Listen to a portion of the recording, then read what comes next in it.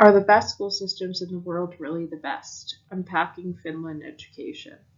What makes a school system the best? How can we determine what good education is?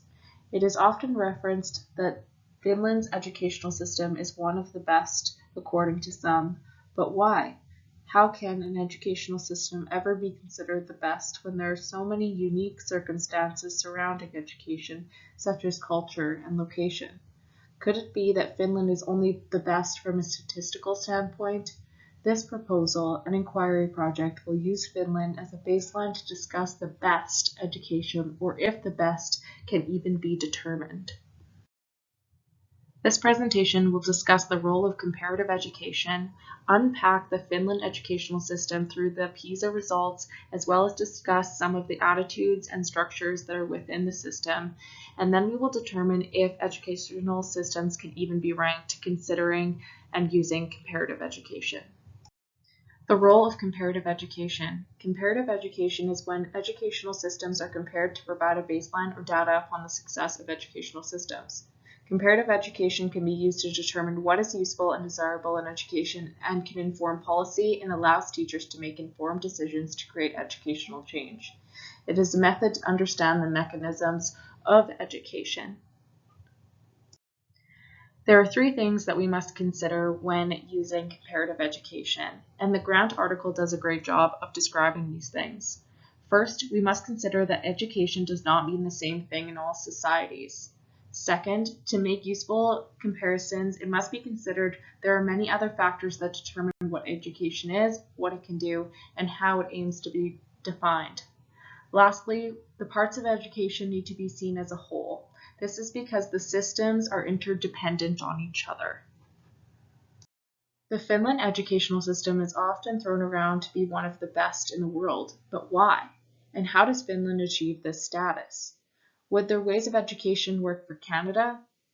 We will look at the statistical evidence brought up by the PISA evidence and that surround Finland and discuss its effectiveness, as well as we will discuss some of the educational structures, insights, and attitudes to the Finland education system.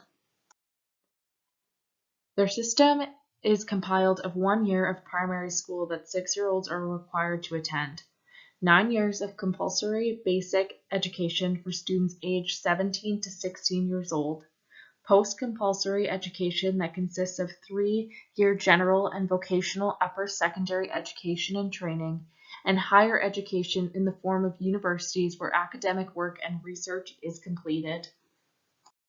Students in Finland scored higher than the average in reading, math, and science. In reading, the 4 participating Chinese provinces outperformed Finland, while Canada, Estonia, Hong Kong, Ireland, Korea, and China scored around the same level as Finland. This allows us the evidence that maybe Finland is not at the top, at least not anymore, and we must discuss why this is, or how this came to be. We see a decline in reading, mathematics, and science performance since 2006. The decline indicates to us that education can change as circumstances change. So can we really compare education when countries and regions do not share the same conditions? In Finland, the gap in performance related to student socioeconomic status is smaller than the average difference between advantaged and disadvantaged students. Well, what does this mean? There are other factors that we must consider in Finnish education, and the first is that teachers take on a new attitude, the whatever it takes. We must also consider that schools are smaller and teachers become more familiar with their students. They get more individualized support.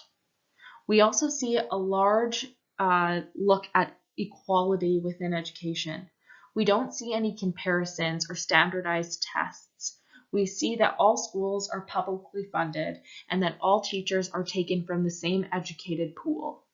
We also see that students are given less homework and less time in class and more time to play and be children. Something that is not discussed in the data presented for the Finland education system is that it doesn't consider the different political structures, childcare considerations when reducing class times, attitudes of parents, students, and teachers, education and selection of teachers, economic situations in the region. In terms of comparing education, we don't see that it can be accurately compared to, let's say, even Canada, where we are familiar with the education system.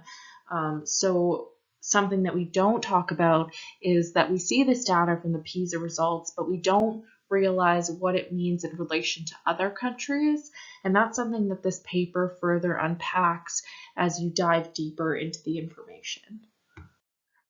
So this brings us to our last point in this presentation, where we discuss if educational systems can be ranked. And I don't think that there's a clear fact-based or statistic that can clearly define if education can be ranked, but we can ask ourselves some very clear questions. Can we consider all aspects that influence education, such as perspectives, socioeconomic status, economic situations, family structures, religion, values, or even education of professionals? Can we even consider that a school, though structured in the same way, be identical? We don't even know if from school to school in the same neighborhood is the same. Is the data being presented, collected, and interpreted properly? Are we all being judged by the same criteria and the same perspectives? How does ethnocentrism play a role? We're looking through the eyes of our own religion and our own point of views and our own bias.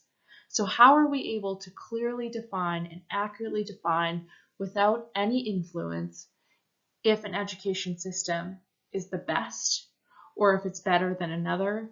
So how can we clearly rank an educational system without considering every small factor that can play in? Now, that's not to say that education can't be ranked in a statistical standpoint as we see in PISA, but we can definitely say that it's not accurate and cannot be applied to all systems, since all systems have a unique role within society and within groups of people and communities. Well, we have looked at what comparative education is and what it poses to do. And we've looked at Finland education results through PISA, and we discussed some of the attitudes and structures of Finland education. But something that we've noticed while looking at this data is that it does not consider the uniqueness of situations and circumstances and the daily life of teachers and students and how people view and think about education and the values of each region of the country. It does not include information about funding or how that funding is used. I think there's a lot of complexities in education, and to simply stack it up to reading, writing, and science and a number and points does not clearly compare education throughout the entire world to come up with a definitive answer of this is the best education system, because education works differently in all regions, communities, and within different structures. So to conclude, we can say that the best educational system cannot be ranked. It cannot be determined, and comparative education, although can be used to pull some data, cannot accurately describe or create criteria for education.